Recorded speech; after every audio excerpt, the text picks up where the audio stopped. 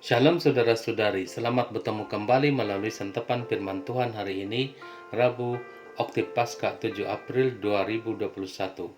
Injil untuk renungan kita pada hari ini ialah Lukas bab 24 ayat 13 hingga 35. Mari kita sama-sama dengarkan. Pada hari Sabat sesudah Yesus dimakamkan, dua orang dari murid-murid Yesus pergi ke sebuah kampung bernama Imaus yang terletak kira-kira 7 mil jauhnya dari Yerusalem, dan mereka bercakap-cakap tentang segala sesuatu yang telah terjadi. Ketika mereka sedang bercakap-cakap dan bertukar pikiran, datanglah Yesus sendiri mendekati mereka, lalu berjalan bersama-sama dengan mereka. Tetapi ada sesuatu yang menghalangi mata mereka, sehingga mereka tidak dapat mengenali dia. Yesus berkata kepada mereka, "Apakah yang kamu percakapkan sementara kamu berjalan?" Maka berhentilah mereka dengan muka muram. Seorang dari mereka, namanya Kleopas, menjawabnya, "Adakah engkau satu-satunya orang asing Yerusalem yang tidak tahu apa yang terjadi di situ pada hari-hari belakangan ini?" Katanya kepada mereka, "Apakah itu?" Jawab mereka, "Apa yang terjadi dengan Yesus orang Nazaret? Dia adalah seorang nabi yang berkuasa dalam pekerjaan dan perkataan di hadapan Allah dan di depan seluruh bangsa kami. Tetapi imam-imam kepala dan pemimpin-pemimpin kami telah menyerahkan dia untuk dihukum mati, dan mereka telah menyalibkannya. Padahal kami dahulu mengharapkan bahwa dialah yang datang untuk membebaskan bangsa Israel. Tetapi sementara itu telah lewat 3 hari sejak semuanya itu terjadi, dan beberapa perempuan dari kalangan kami telah mengejutkan kami. Pagi-pagi buta mereka telah pergi ke kubur dan tidak menemukan mayatnya. Lalu mereka datang dengan berita bahwa telah kelihatan kepada mereka malaikat-malaikat yang mengatakan bahwa Yesus hidup. Dan beberapa teman kami telah pergi ke kubur itu dan mendapati bahwa memang benar yang dikatakan perempuan-perempuan itu. Tetapi Yesus sendiri tidak mereka lihat. Lalu ia berkata kepada mereka, "Hai kamu orang bodoh, betapa lambannya hatimu sehingga kamu tidak percaya akan segala sesuatu yang telah dikatakan para nabi. Bukankah Mesias harus menderita semuanya itu untuk masuk ke dalam kemuliaannya?" Lalu ia menjelaskan kepada mereka apa yang tertulis tentang dia dalam seluruh kitab suci, mulai dari kitab-kitab Musa dan segala kitab nabi-nabi. Sementara itu mereka mendekati kampung yang mereka tuju. Ia berbuat seolah-olah hendak meneruskan perjalanannya, tetapi mereka mendesaknya dengan sangat. "Tinggallah bersama-sama dengan kami, sebab hari telah menjelang malam dan matahari hampir terbenam." Lalu masuklah ia untuk tinggal bersama-sama dengan mereka. Waktu duduk makan dengan mereka, ia mengambil roti, mengucap berkat, lalu memecah-mecahkan roti itu dan memberikannya kepada mereka. Ketika itu terbukalah mata mereka dan mereka pun mengenali dia, tetapi Yesus lenyap dari tengah-tengah mereka. Kata mereka seorang kepada yang lain, "Bukankah hati kita berkobar-kobar ketika ia berbicara dengan kita di tengah jalan dan ketika ia menerangkan kitab suci kepada kita?" Lalu bangunlah mereka dan langsung kembali ke Yerusalem.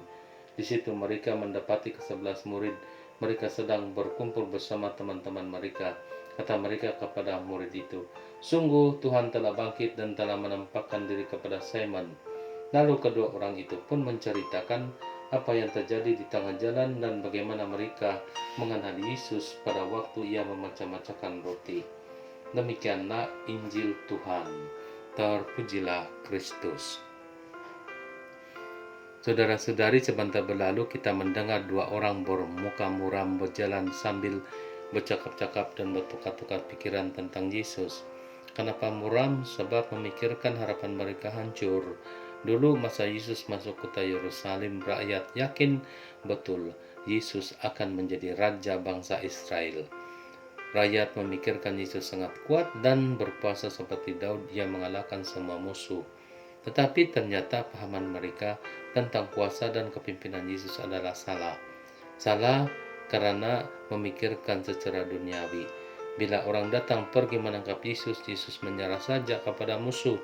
Yesus tidak melawan. Patutlah murid-murid Yesus meninggalkan Yesus kecuali Yohanes. Petrus pun menyangkal Yesus. Semuanya kecewa.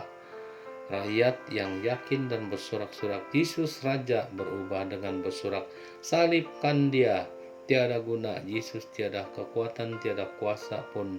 Yesus terima salibnya dan tidak melepaskannya sampai ia mati terpaku di salib itu. Harapan yang Yesus menjadi pembebas, menjadi Raja, menjadi Mesias sudah hancur. Patutlah muram muka karena kecewa. Saudara-saudari, Injil hari ini memberikan urutan-urutan yang mengubah kembali semangat murid-murid Yesus. Dalam kemuraman perlu bercakap-cakap, perlu bertukar-tukar pikiran tentang Yesus selagi ada seperjuangan dalam iman.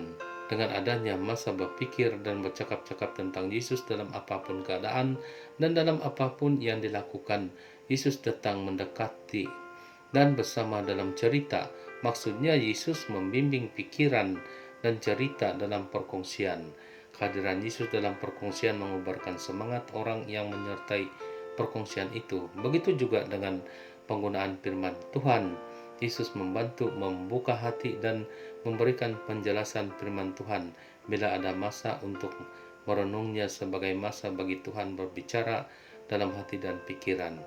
Bila sampai ke tahap Yesus menerangkan kitab suci itu, masa itulah semangat berkobar-kobar yang mengatasi penat lelah hidup.